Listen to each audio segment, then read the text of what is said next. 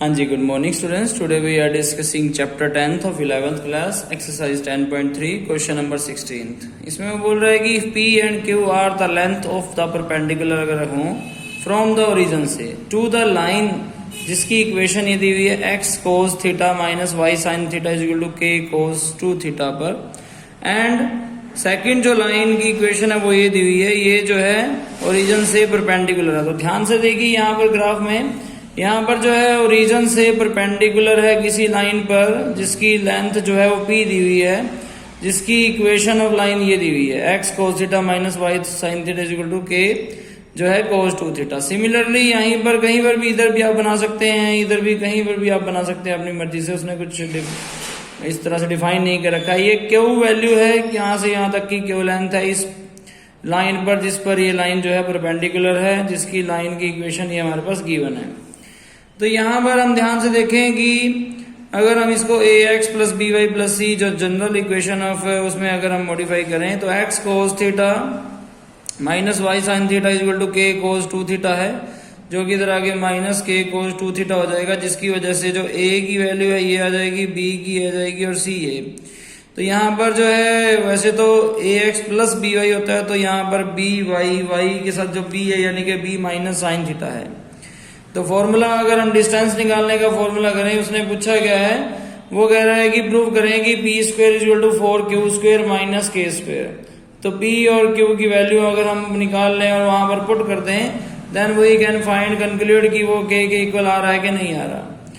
तो यहाँ पर हमने जो है वैल्यू पुट की कि ax1 plus B Y one plus C का modulus over a square plus B square है। अब a यहाँ पर हमारे पास वैल्यू है और कहाँ से है, वो ओरिजिन से है। ओरिजिन के पॉइंट कौन कौन होते हैं, x और y क्या होता है, 0 0 होता है। देयरफॉर x1 और y1 तो 0 0 है। तो यहाँ पर जो है a की value cos theta into 0 minus sign theta into 0 और c की वैल्यू जो है वो माइनस k cos 2 थीटा। इसी तरह a जो है वो cos थीटा और b जो है माइनस साइन थीटा है, होल स्क्वायर है, तो होल स्क्वायर करेंगे तो प्लस हो जाएगा, cos square plus sine square equal to 1 होता है। यहाँ मल्टीप्लाई की तो 0, यहाँ भी मल्टीप्लाई की तो ये भी 0 हो गया। माइनस k cos 2 थीटा का मॉड्यूलस है और इक्वल टू p, क्योंकि डिस्टेंस वहां से वहां तक की दूरी जो है वो p था, इसलिए हमने p लगा दिया। अब मॉड्यूल का मॉड्यूलस का काम क्या होता है कि वो नेगेटिव को पॉजिटिव कर देता है। तो इसने जो है यहाँ पर प्लस कर दिया और बाय में 1 का रूट 1 होता है तो 1 ही रहा। k cos 2 theta equal to p, ये यहाँ पर इक्वेशन फर्स्ट आ गई हमारे पास। ठीक है।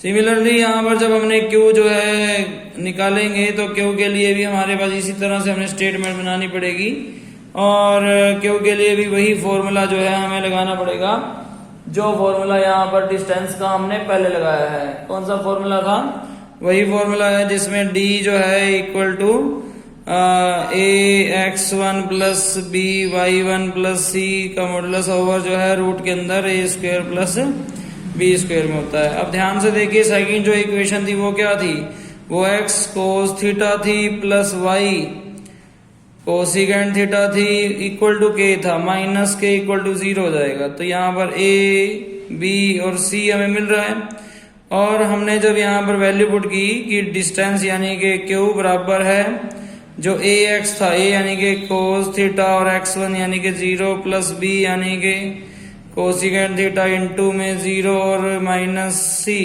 सॉरी है तो प्लस सी बट वो माइनस के है, बाय में जो है रूट के अंदर जो है, सॉरी यहाँ पर जो है सीकेंट थीटा होगा, हाँ जी सीकेंट थीटा है, therefore there is also secant theta.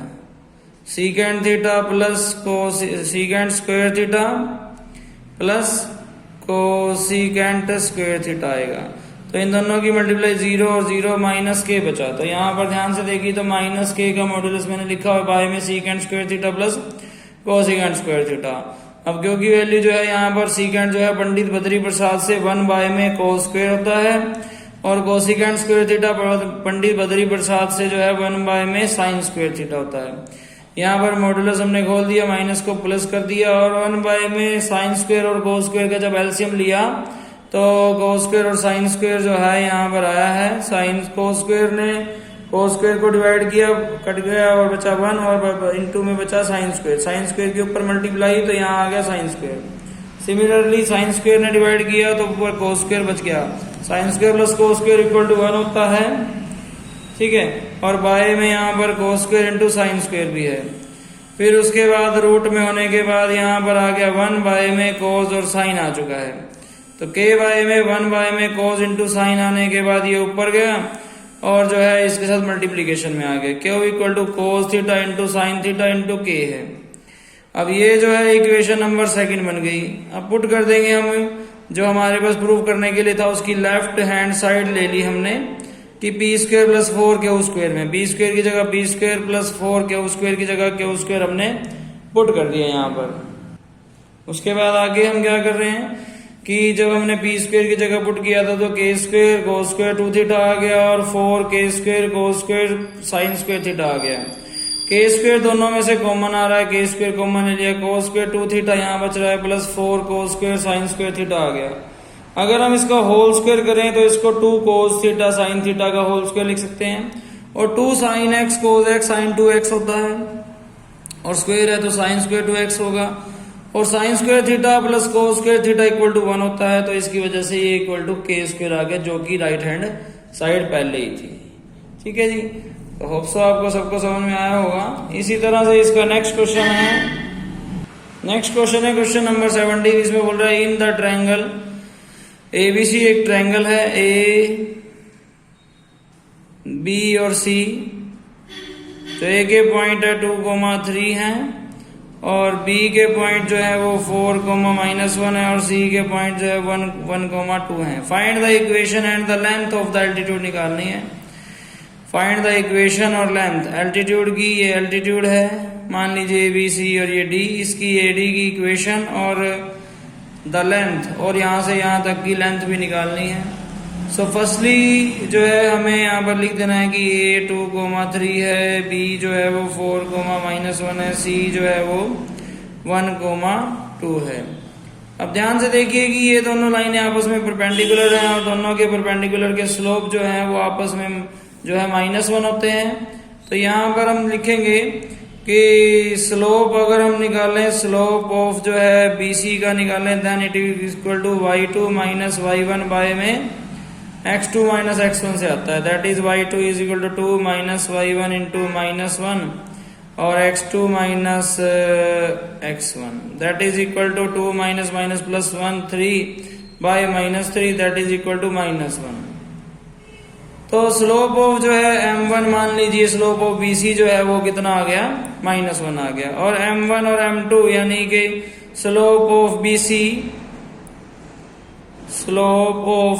BC की मल्टीप्लाई, ठीक है, स्लोप ऑफ BC की मल्टीप्लाई स्लोप ऑफ AD से जब हम करेंगे तो -1 आएगा क्योंकि दोनों परपेंडिकुलर हैं।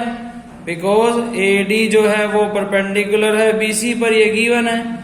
तो स्लोप ऑफ BC जो है वो कितना आ रहा है, स्लोप ऑफ BC -1 आ रहा है, ठीक है। और स्लोप ऑफ AD यानी कि मान लीजिए m2 equal to -1, then m2 is equal to -1 by -1 is equal to 1। तो m2 स्लोप ऑफ AD, ठीक है जी, स्लोप ऑफ AD कितना आ गया, 1 आ गया।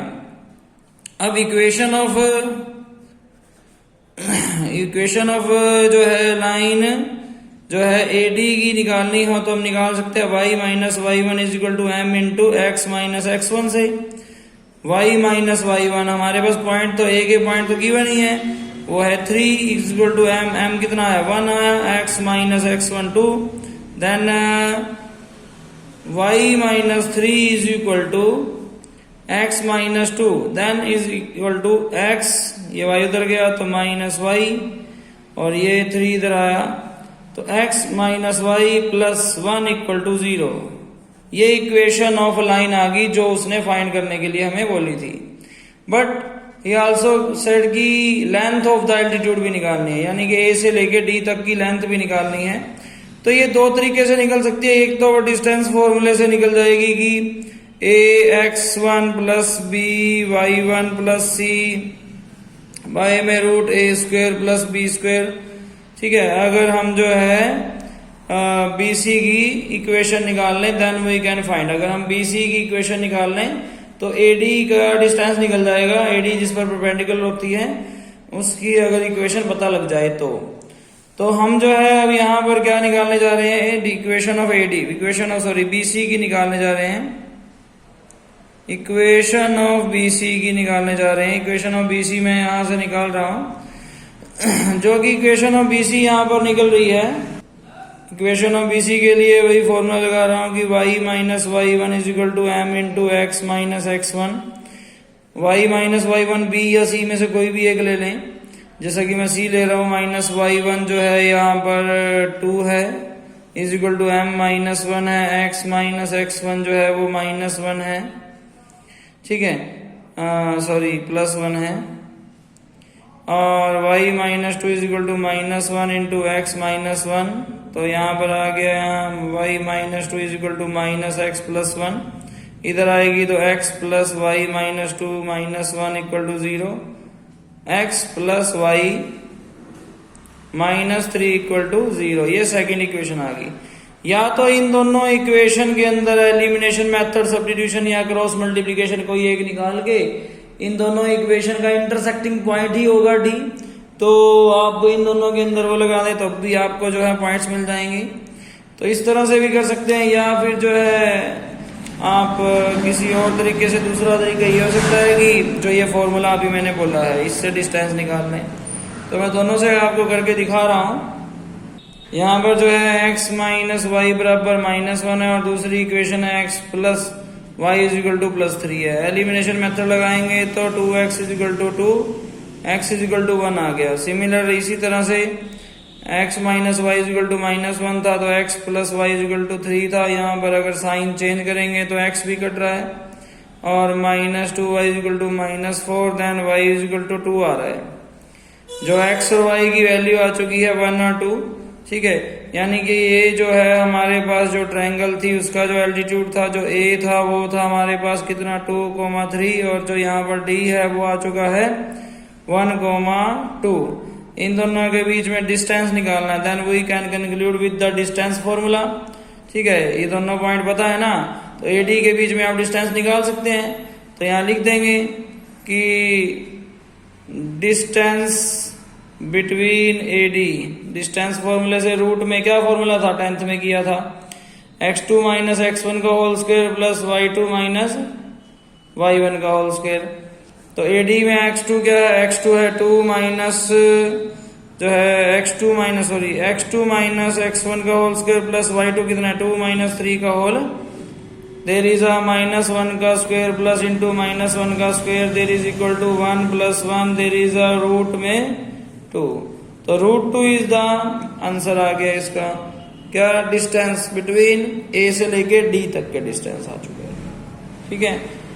होप सो आपको सबको समझ में आई हो। सेकंड लास्ट क्वेश्चन है इसका, इसमें जो है लास्ट क्वेश्चन है 18th, if P is the length of the perpendicular की फ्रॉम द ओरिजिन से टू द लाइन पे हुज इंटरसेप्ट है, इंटरसेप्ट दिए हैं ऑन द एक्सिस पे A और B हैं। मान लीजिए ये कोई एक्सिस पर है और यहाँ पर जो है एक्सिस के जो इंटरसेप्ट हैं वो दिए हुए हैं कब, P is the length of the perpendicular की फ्रॉम द ओरिजिन से टू द लाइन पे हुज इंटरसेप्ट।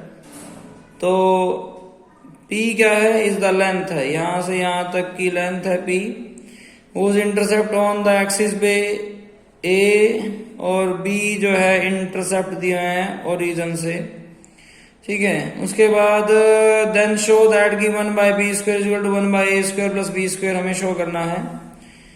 तो अब ओरिजिन से है तो 0 0 पॉइंट होगा, डिस्टेंस भी दिया हुआ है, लेंथ दी हुई है सॉरी यहां से यहां तक की, और परपेंडिकुलर भी दिए हुए हैं, और इंटरसेप्ट भी हमें जो है दिए हुए हैं A और B। अब हमारे पास क्या है कि अगर इंटरसेप्ट दिए हुए हों तो जनरल जो है एक लाइन की इक्वेशन जो है, इसकी इक्वेशन क्या निकल कर आएगी, वो आएगी कि x/a plus y/b equal to 1। But ये इंटरसेप्ट फॉर्म है, जनरल फॉर्म इसकी क्या आएगी, जब हम इसका एलसीएम ले लेंगे AB तो xb plus y/a is equal to 1, xb plus y/a is equal to ab, ठीक है।